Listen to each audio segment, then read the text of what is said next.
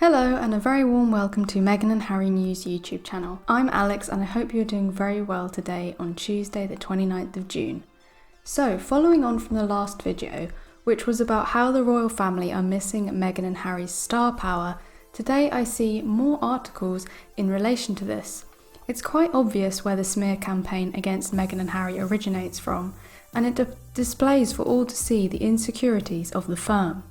Here we see royal biographer and spokesman for the establishment Robert Lacey talking to the Daily Express about how Meghan and Harry are competition.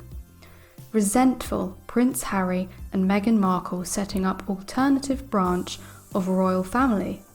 The royal family has been warned that they face a big challenge as Prince Harry and Meghan Markle set up an alternative branch of the monarchy.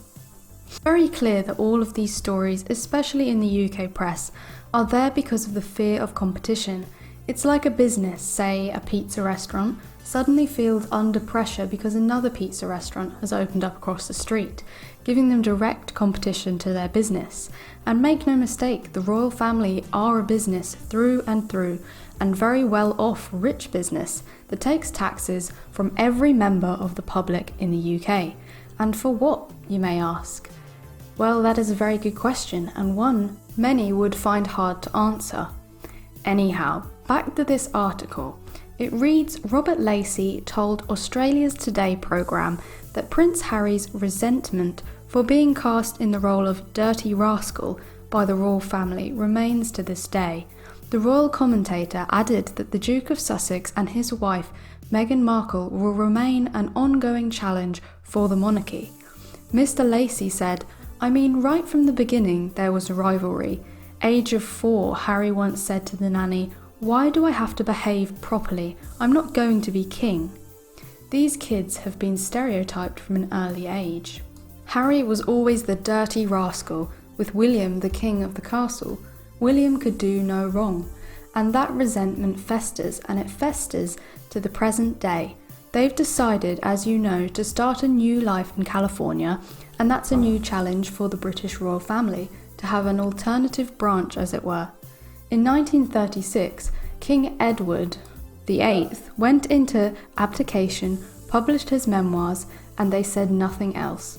Well, Harry and Meghan have a lot to say, and that's an ongoing challenge for William and the rest of the royal family in Britain. And he pretty much sums up the problem for the royal family. They see them as competitions, opposed to family. That's why they made such a fuss over stopping them using the name Sussex Royal. It was like a corporation claiming copyright on a product they deem belongs to them. And as was said in the previous video, they know Meghan and Harry have the star power, and they hate the fact that they have gone independent and now rake in money from deals with Netflix and Spotify, etc. And showing the world, and especially the UK, that the member of the public of the UK don't need to be giving over money to the royal family, a family that has worth over 80 billion in total. Why should anyone be donating mandatory tax money to such an obscenely rich family? Yesterday, Harry appeared in a video address and surprised the 2021 Diana Awards honorees, he said. He said, I'm truly honoured to be celebrating your work, your commitment to change, making, and the vital role that you've taken on representing a new generation of humanitarianism, Harry said in the address, which appeared to be pre-recorded at the Prince's California home ahead of his arrival. The Diana Awards recognise change makers across the globe who are carrying on the legacy of the late Princess Diana through their humanitarian efforts and community involvement in the UK earlier this month. Later this week, my brother and I are recognising what would have been our mum's 60th birthday, Harry said, and she would be so proud of you all for living authentic life with purpose and with compassion for others. The former military pilot, who is reuniting with his brother Prince William on Thursday, July the 1st, to unveil their mother's statue, noted how proud the late princess would be by this year's recipients. Our mum believed that young people have the power to change the world, he explained. She believed in your strength because she saw it day in and day out, and in the faces of young people exactly like you. She witnessed a boundless enthusiasm and passion. Harry gave his wife, Meghan Markle, a shout out before wrapping up his speech, saying, "Meg and I fundamentally believe that our world is at the cusp of change, real change for the good of all." He also commentated on the type of change he hopes to see moving forward, hopefully at the hands of the Diana Awards community. "There is great need for young leadership, and there is no greater time to be a young leader. I believe in you, we believe in you," Harry added, "and that belief in your own ability to change the world in doing the right thing is what makes you a force to be reckoned with."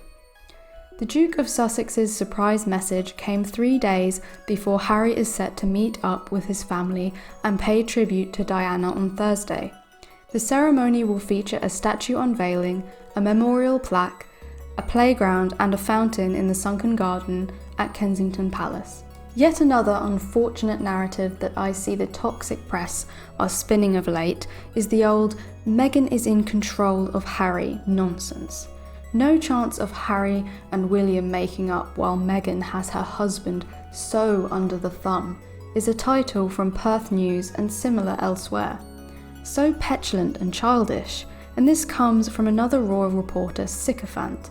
These reporters spend more time spreading their toxic waste through the press than they do actually writing biographies. It reads, royal biographer Hugo Vickers says the warring princes don't stand a chance of reuniting because the Duchess of Sussex would bite Harry's head off. I mean, seriously, bite Harry's head off? How utterly ridiculous. He goes on to say, Harry is so under the thumb of Meghan it is not really possible until he emerges from that, Mr. Vickers told a British newspaper. Does this reporter live with Meghan and Harry? No.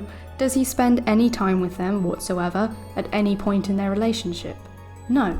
So he has no idea what he is talking about, yet newspapers pay him money to talk about something he is completely removed from. Can you think of any other instance where someone could say things like this and it be allowed and not seen as ridiculous?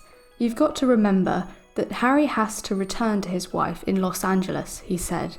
If he starts reconciling, he will get his head bitten off, won't he? He has thrown in his lot with his wife.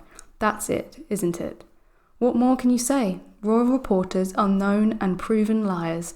You remember this video those guys did, fooling a number of them to talk about stuff that had not even happened yet. Yes, they are idiots who talk about subjects that have not happened and that which they know nothing about, and they get paid for it. It's a crazy world. So thank you for listening, and I will see you in the next video. Let us know what you think in the comments below.